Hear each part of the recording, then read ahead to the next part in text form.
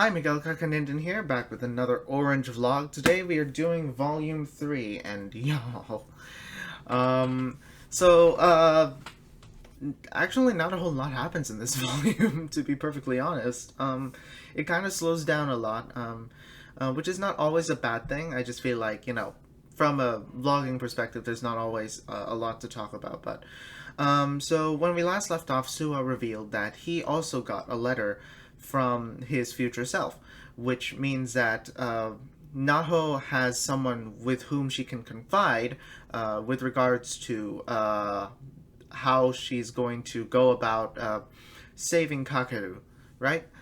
We want to keep him from committing suicide. And at this point, a big change that I've noticed from the previous two volumes, and it's been progressive, but like at this point, it's fairly obvious. Naho and Suwa have changed so much that the future that is described in the letters is not always accurate. So you can't rely. The letters are no longer a reliable source of information for what's about to happen. So they really have to rely on their own instincts, rely on what Kakeru wants, what's going to make Kakeru happy, if they want to keep him alive, if they want to keep him from committing suicide. And another important detail is who they don't know anymore. If they don't know if they've already saved Kakeru from choosing suicide, or they don't even know if Kakeru is going to actually commit suicide before then. We have established, by the way, at this point that Kakeru really is suicidal. He has admitted it. He has admitted it in this volume. He has admitted that he has had thoughts about killing himself, and he actually attempts suicide at one point during. He in the letter, it is described that he attempted suicide, and that they didn't hear about it until after his death, or after it was too late, right? So they do their best to make sure that that doesn't happen. They keep Kakeru from meeting with a friend from Tokyo, which I'm very curious to see what that friend from Tokyo said that would have actually made Kakeru want to commit suicide, right? I feel like it's not a very reliable friend. But anyway, yeah. So they convince Kakeru not to meet with a friend, but instead to confide in them, talking about how he feels guilty for his mother's passing, how I'm not sure if I mentioned this in the last video, but his mom wanted him to come straight home from school on the day that the friend group invited Kakeru to walk with them, and because Kakeru chose to walk with the friend group instead of staying with his mom felt a pang of guilt, and she basically killed herself. So that leaves Kakeru feeling extremely guilty for his mother's death, which is sad. It's really, really, really, really sad. And mental health, by the way, is no joke, guys. It's no joke. It affects a lot of people, and it hurts a lot of people. So, Kakeru feels guilty for all that, and he finally confides in his friends, and he tells them, I have thought a lot about taking my own life on some occasions. And his friends are there. Suwa is such a good friend, man. Suwa and Naho are working so hard to keep Kakeru from dying, to keep him happy, to be there for him in this time of need. They care about him so much, and it's so heartwarming to see that. Suwa, by the way, we do see a little bit of what is mentioned in Suwa's letter. One thing that is mentioned in the letter that I think is fairly important is that future Suwa wants Kakeru and Naho to be smiling together in 10 years, right? With Kakeru alive, with Kakeru and Naho. I keep saying Kakeru and Naho together and happy, as things should be. And Suwa says, while I know you really love Naho, I know you have all these feelings for her, and I know it's going to hurt watching someone you love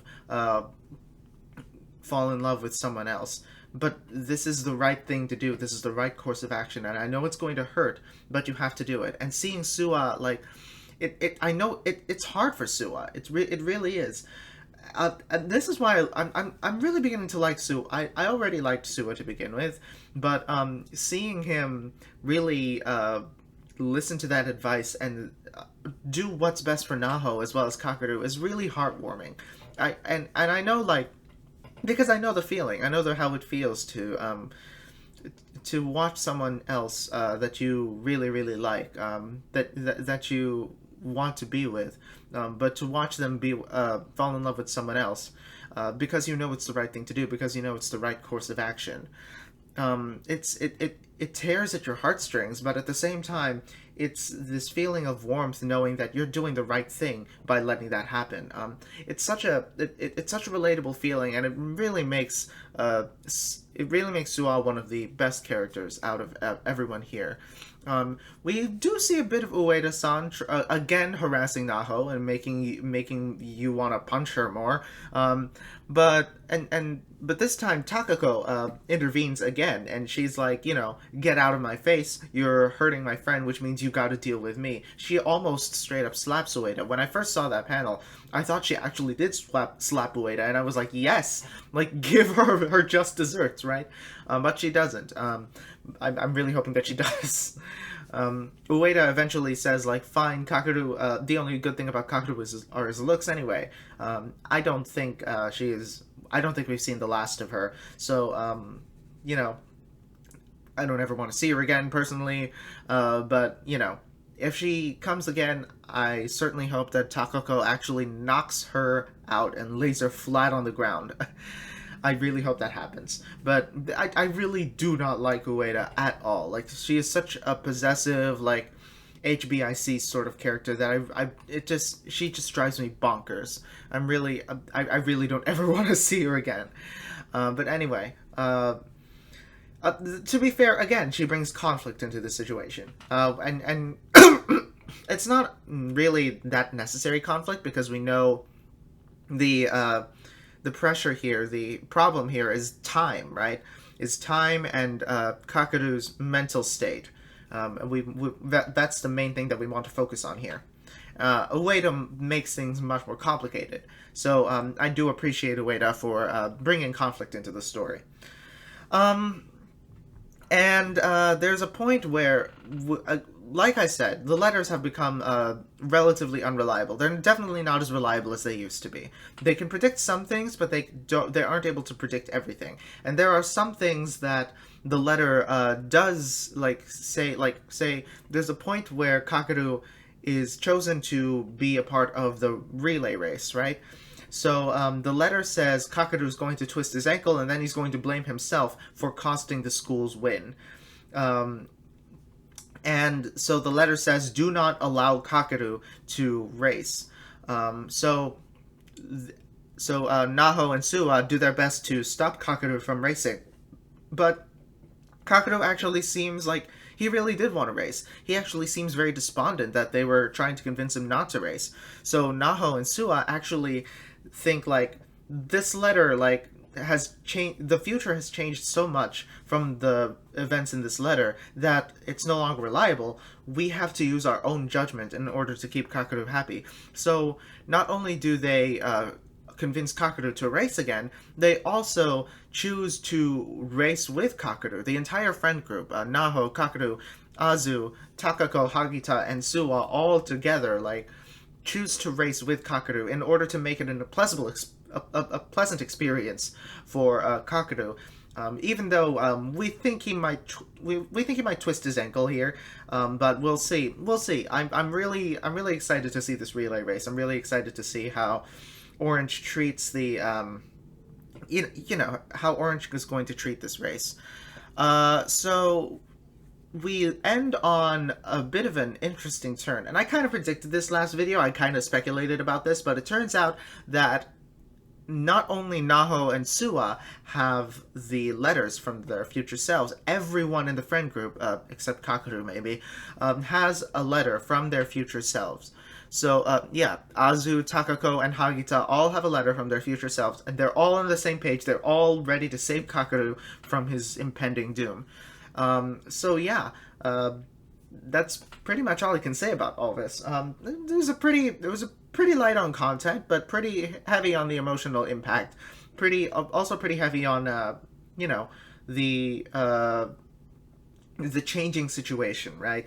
The fact that Kakeru, has confirmed himself to be in a very poor mental state. The fact that we now know that everyone has a letter, everyone has specific instructions for how to avoid their regrets, how to keep Kakeru from passing away.